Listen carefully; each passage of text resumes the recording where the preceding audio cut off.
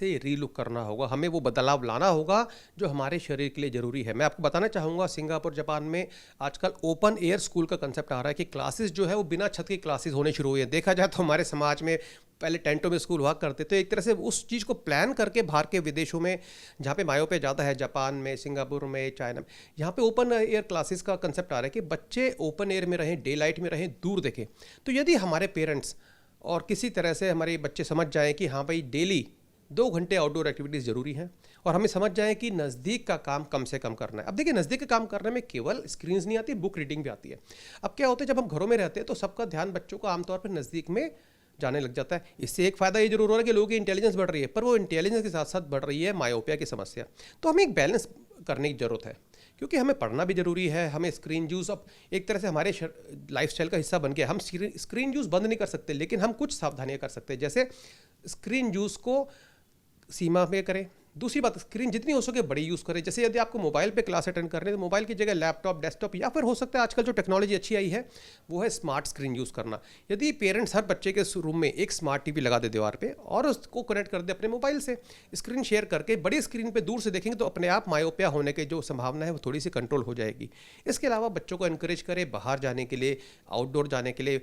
Park, sport complexes आजकल ये खाली पड़े रहते हैं। पहले ये एक तरह से कोविड से पहले काफ़ी कॉमन होता था। अब मैं मानता हूँ कोविड का एरा चला गया है। दोबारा बच्चों को पार्क भेजिए, लेके जाइए, आउटडोर करिए, सुबह मॉर्निंग वॉक पे लेके जाइए। किसी भी तरह से 2 घंटे डे लाइट में बच्चों को जरूर एक्सपोज करें। और बाहर जाके ये नहीं कि वो मोबाइल पे लगे रहें, बाहर जाके दूर देखें, नेचर को एंजॉय करें। यदि ये बदलाव लाएंगे तो बहुत आपको मायोपिया कंट्रोल होने का आपको एक उम्मीद बन जाएगी। दूसरी बात ये भी है कि यदि आप स्क्रीन यूज़ ज़्यादा करते भी हैं तो कुछ रूल हैं, जैसे 20-20-20 रूल होता है कि 20 मिनट स्क्रीन यूज़ करने के बाद 20 सेकंड के लिए 20 फुट पे दूरी पे देखें। अब इसमें होता क्या है, मैं आपको इसका समझाता हूँ। जैसे मैंने कहा कि हमारी नॉर्मल आंखें दूर देखती है और नज़दीक देखने के लिए मसल्स को काम करना है। लगातार आप नज़दीक देखते रहेंगे, मसल सिकुड़ी रहेंगे, तो क्या होता है कि मसल वहीं सिकुड़ के अकड़ेंगी और उसी से मैसेज जाएगा आंखों को बड़ा होने का, क्योंकि मसल्स अल्टीमेटली आराम चाहती हैं। यदि हम बीच बीच में हर 20 मिनट के बाद 20 सेकंड के लिए मसल को आराम दे देंगे, आराम देने का मतलब दूर देखना। यदि आप दूर देखेंगे तो क्या होगा, अपने आप ही मसल्स रिलैक्स करती रहेंगी और वो सिग्नल आंखों को नहीं मिलेगा, जिससे मायोपिया बढ़ने की संभावना रहेगी। दूसरी बात है, कुछ मेडिकल बातें भी आ चुकी हैं, क्योंकि ये एक समस्या है, इस पर रिसर्च भी बहुत हो चुकी है। तो 3 या 4 तरह के ट्रीटमेंट आए हैं जिससे मायोपिया को कंट्रोल किया जा सकता है बढ़ने से। पहली बात होती है कि सावधानी लेनी है, जो हमारा लाइफस्टाइल मॉडिफिकेशन बता चुका हूँ, 20-20 रूल, दूर देखना, आउटडोर एक्टिविटीज़, बड़ी स्क्रीन यूज़ करना। इसके अलावा जिन बच्चों में मायोपिया तेज़ी से बढ़ रहा है, खासकर 5 से 15 साल में, उन बच्चों के लिए एक दवाई पे रिसर्च हुई है, जो एट्रोपिन, बहुत पुरानी दवाई है, उसका 0.1% कंसंट्रेशन पे रिसर्च होकर देखा गया है कि यदि उसका इस्तेमाल किया जाए डॉक्टर की परामर्श के साथ 2 साल तक, तो मायोपिया बढ़ने की संभावना 60% तक कम हो जाती है।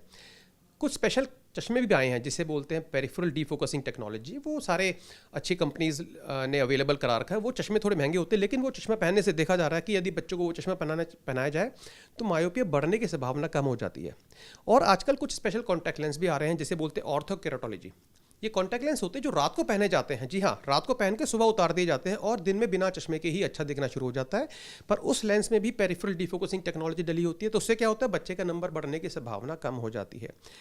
दोस्तों, ये समझना जरूरी है, ये सारे के सारे उपाय केवल और केवल लाइफस्टाइल से जुड़े मायोपिया को कंट्रोल कर सकते हैं। लेकिन यदि जेनेटिकली डिटर्मिन्ड है, हेरिडिटी से मायोपिया आ रहा है, तो उस पर किसी बात का कंट्रोल नहीं है।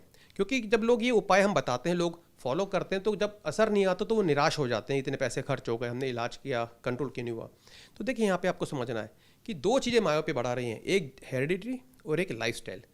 जो हेरिडिटी आपसे पेरेंट्स से मिले बच्चों को, उसको कोई नहीं बदल सकता, लेकिन लाइफस्टाइल से जुड़ने वाला जो नंबर बढ़ रहा है उसको जरूर कंट्रोल किया जा सकता है। बहुत बहुत शुक्रिया सर बात करने के लिए।